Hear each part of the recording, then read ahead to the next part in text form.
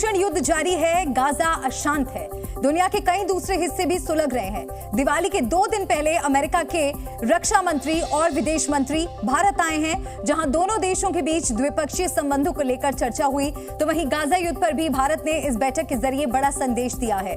भारत ने युद्ध में उतरे देशों से दिवाली के पावन मौके पर शांति के रास्ते पर चलने का आह्वान किया है। जाहिर है दुनिया भारत की बात सुनेगी और समझेगी भी। उत्तरी गाजा में आईडीएफ का टूटा कहर, हमास इजराइल की जंग हुई भीषण।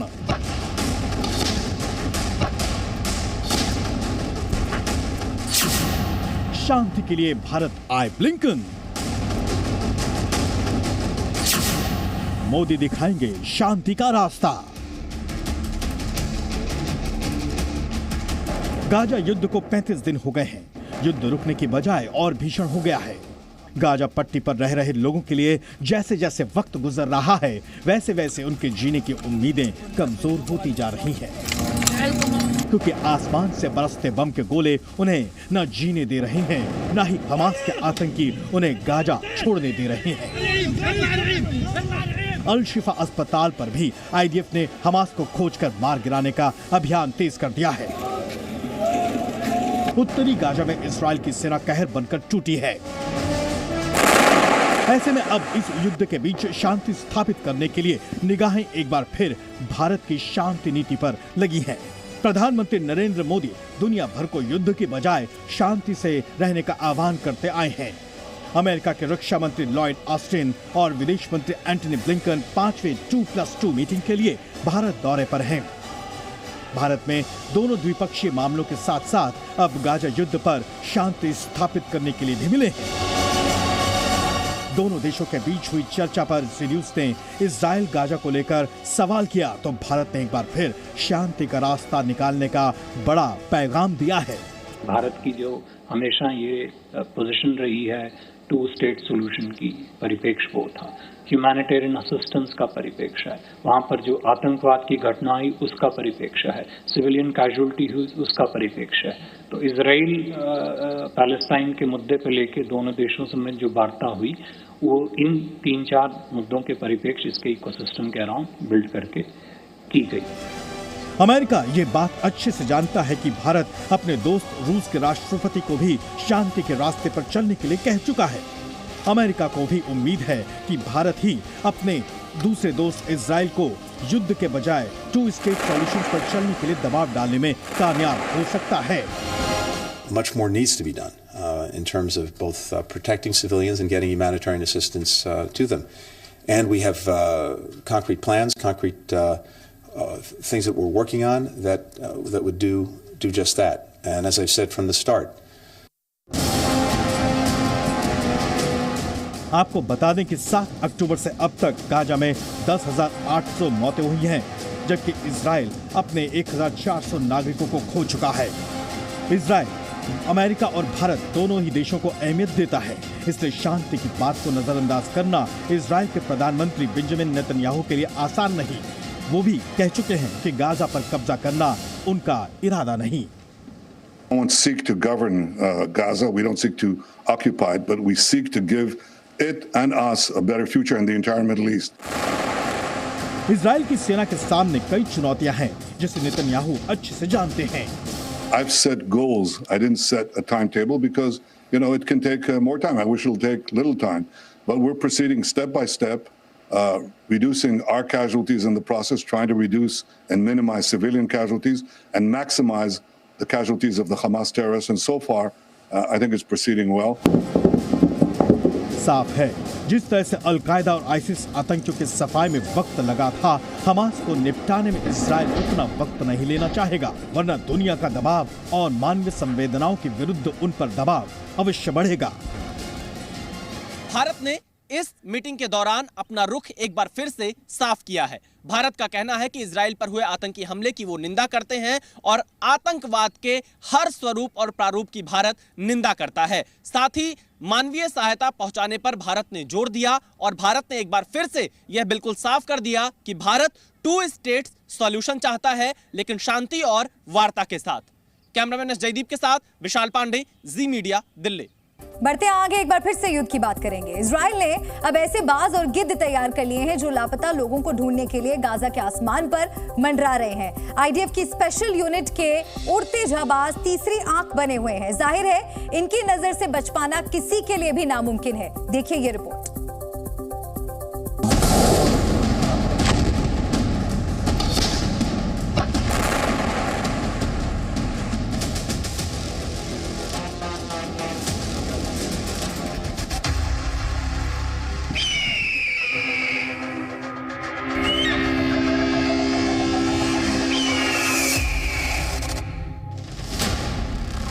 इजरायली सेना का नया आइडिया।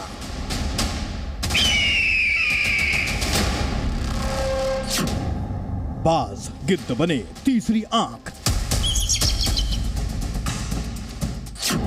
हमास के विनाशक उड़ रहे हैं आसमान पर।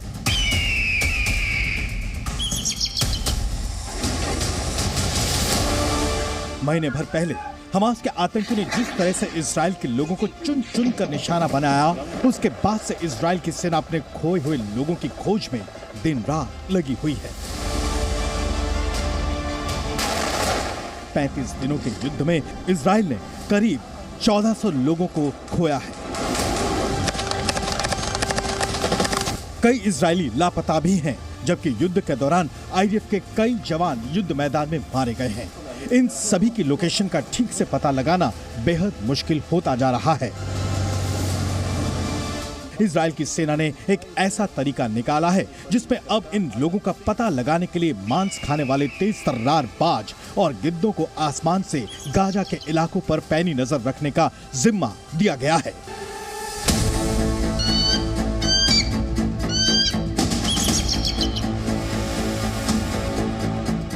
ताकि युद्ध मैदान में मारे गए सैनिकों और लापता इजरायली नागरिकों का सही पता मिल सके। इजराइल अपने जिंदा बचे लोगों को वापस लाने में कोई कोर कसर नहीं छोड़ना चाह रहा।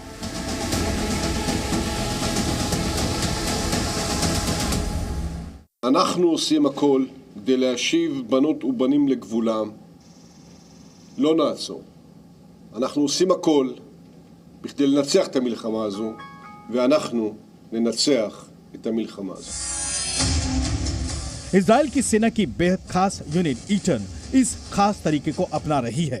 आईडीएफ को हमास के आतंकी हमले की जगहों के आसपास लाशों का पता लगाने में मदद भी मिल रही है।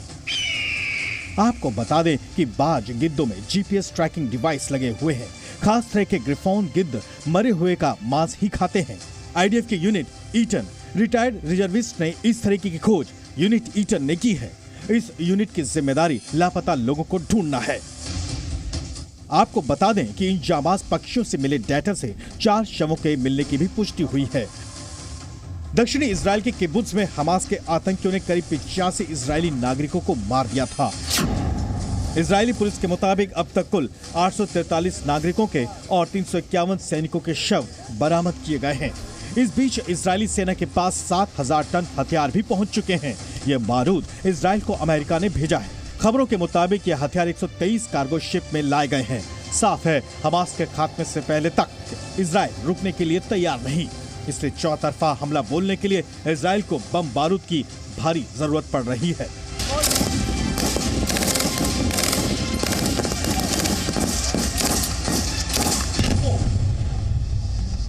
פעילות קרקעית חזקה ויסודית בתוך רצועת עזה. יש לנו הישגים רבים ואנחנו ממשיכים, מרחיבים ומעמיקים את הלחימה. גם כאן בצפון אנחנו נמצאים בחזית לחימה. גם כאן אנחנו חזקים בהגנה, חזקים בהתקפה.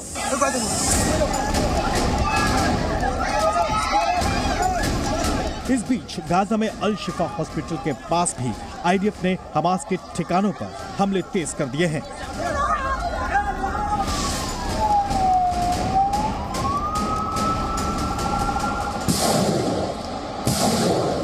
अब तक पिछले 15 घंटे में हमास के 50 लड़ाके ढेर किए जा चुके हैं। यानी बंधकों को छुड़ाने से पहले किसी भी तरह से युद्ध विराम नहीं होने वाला है। Your report, Z Media.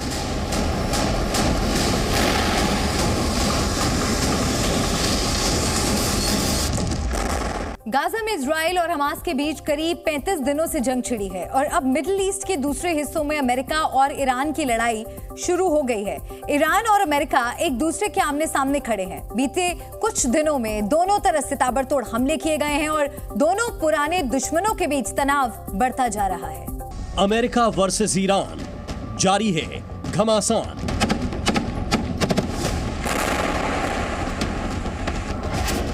Middle east में बदले की आग। गाजा में इजराइल और हमास के बीच बारूदी वर्षा अभी खत्म भी नहीं हुई थी कि ईरान और अमेरिका ने युद्ध का नया मोर्चा खोल दिया है, जिसने पूरी दुनिया की टेंशन बढ़ा दी है। 2 दिन पहले अमेरिका ने सीरिया में ईरान के हथियारों के जखीरे पर मिसाइल गिराई, तो जवाब में ईरान ने इराक में अमेरिका के सैन्य ठिकाने को बर्बाद कर दिया। यानी महज 24 घंटे के भीतर ईरान ने अमेरिका से अपना बदला ले लिया। अमेरिका और ईरान के बीच ये लड़ाई सीरिया और इराक में लड़ी जा रही है। दोनों तरफ से वार पलटवार का सिलसिला जारी है और कोई भी किसी से कम नहीं है। इराक में अमेरिका के मिलिट्री बेस पर हमला हुआ तो सीरिया में ईरान के विद्रोहियों को मारा गया। इराक में हमला ईरान समर्थित अलगाववादियों ने किया तो सीरिया में अमेरिका ने ईरान पर बम बरसाए। अमेरिका पर ड्रोन के जरिए हमला किया गया तो वहीं ईरान पर अमेरिका ने फाइटर जेट्स से बम गिराए। ईरान के हमले में अमेरिका का तेल भंडार नष्ट हुआ तो अमेरिका के हमले में ईरान का हथियार डिपो तबाह हुआ था। यूं तो अमेरिका और ईरान की दुश्मनी काफी पुरानी है, मगर इस दुश्मनी की आग में तेल डालने का काम किया इजराइल और हमास की जंग ने।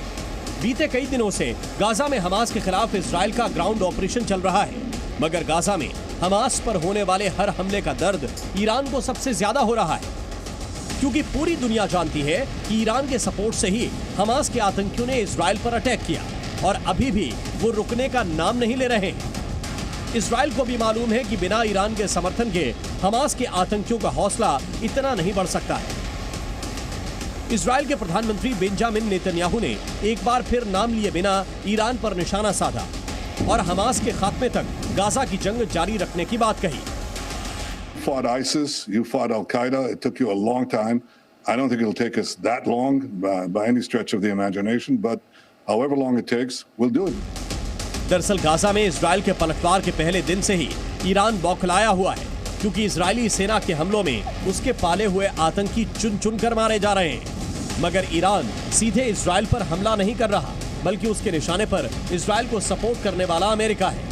और इस तीसरे मोर्चे की जंग में ईरान के साथ इराक भी आ चुका है। अमेरिकी रक्षा मंत्रालय ने बताया कि 7 अक्टूबर के बाद से इराक के समर्थन वाले विद्रोही गुटों ने उन पर 40 बार हमले किए, जिसके जवाब में अमेरिका ने 2 हफ्तों के अंदर 2 बार उन विद्रोहियों के ठिकानों पर हमले किए।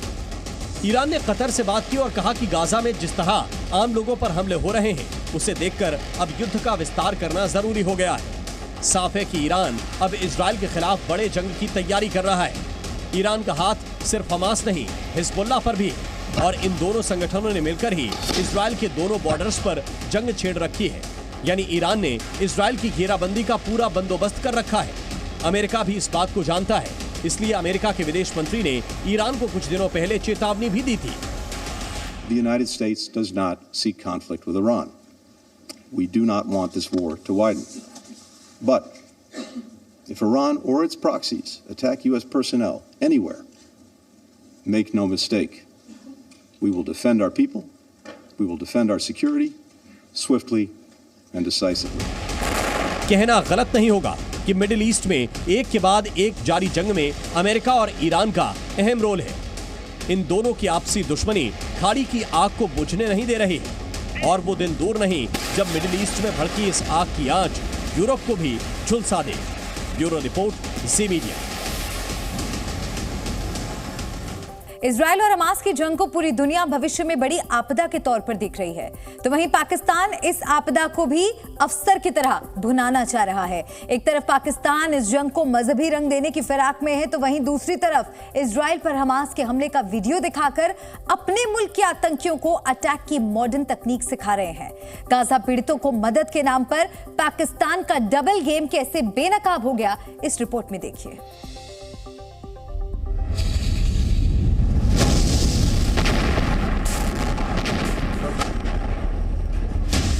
पाकिस्तान आतंकियों की पाठशाला।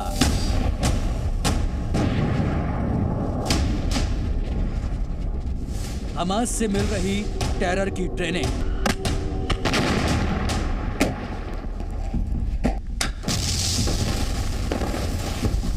नापाक मुल्क का दोहरा चरित्र। आपदा में अफसर की तलाश। आतंकियों की सबसे महफूज पनाहगाह बन चुके पाकिस्तान की चाल, चरित्र और चेहरा एक बार फिर सबके सामने आ चुका है। इजराइल और हमास की जंग में पूरी दुनिया को तबाही और बर्बादी नजर आ रही है, तो वहीं पाकिस्तान इस हालात में भी अपना नफा नुकसान तलाश रहा है। पाकिस्तान में बैठे टेरर ग्रुप इजराइल में 7 अक्टूबर को हमास की घुसपैठ के इस अंदाज से इतने इम्प्रेस हुए कि अब अपने पाले हुए आतंकियों को उसका वीडियो दिखा रहे हैं। उन्हें टेरर ऑपरेशन को अंजाम देने की नई ट्रेनिंग दे रहे हैं। यहाँ तक कि लश्कर ऐसे हमलों के लिए ग्लाइडर और ड्रोन भी खरीद रहा है, जिसके जरिए आतंकियों को घुसपैठ कराने में मदद मिल सके। पाकिस्तानी आतंकियों की इस खतरनाक कारस्तानी का पता चलते ही भारत की सुरक्षा एजेंसियां हाई अलर्ट पर हो गई हैं, क्योंकि भारत में आतंक फैलाने के लिए पाकिस्तान के संदिग्ध जिहादी नेटवर्क का भी भंडाफोड़ हो चुका है। एक तरफ पाकिस्तान के आतंकी सरगना हमास से इंस्पायर्ड होकर भारत के खिलाफ टेरर ऑपरेशन की तैयारी कर रहे हैं, तो वहीं दूसरी तरफ पाकिस्तानी हुक्मरान इजराइल पर आतंकी हमले के बाद हुए ऑपरेशन को फिलिस्तीनियों पर अत्याचार बता रहे हैं।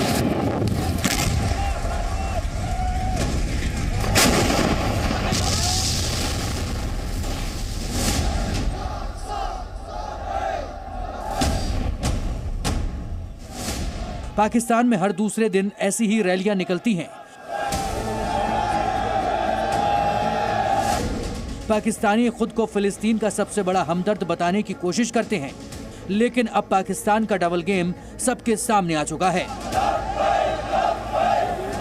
पाकिस्तान का दोहरा चरित्र आगे आपको बताएंगे, लेकिन पहले देखिए कैसे मजहबी एजेंडा चलाकर पाकिस्तान खुद को मुसलमानों का रहनुमा साबित करने की कवायद में जुटा है। मजहब के नाम पर ही स्कूली बच्चों को भी रैलियों में शामिल करता है। चंदे के नाम पर खेल करने वाले पाकिस्तानी इजराइल के खिलाफ खूब जहर उगल रहे हैं, लेकिन हकीकत यह है कि पाकिस्तान को फिलिस्तीन से नहीं बल्कि हमास से हमदर्दी है। इसका सबूत है पाकिस्तानी नेता फजलुर रहमान की हमास चीफ इस्माइल हानिया के साथ मुलाकात।